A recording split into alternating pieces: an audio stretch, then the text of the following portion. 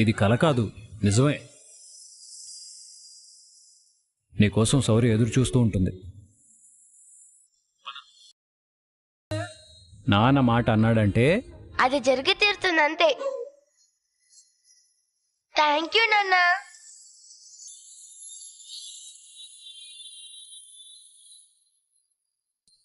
చూసావా దీపా, ఇదంతా నీ కూతురికి నీ మీదున్న ప్రేమ. మీ నాన్న మీ అమ్మని తీసుకొస్తున్నాడని అక్క చెప్పగానే అమ్మకి హ్యాపీ వెల్కమ్ చెప్పాలని పూలు తెప్పించి బెలూన్స్ తెప్పించి ఇదిగో ఇలా నీ కోసం అందంగా ముస్తాబు చేసింది. రా అమ్మా.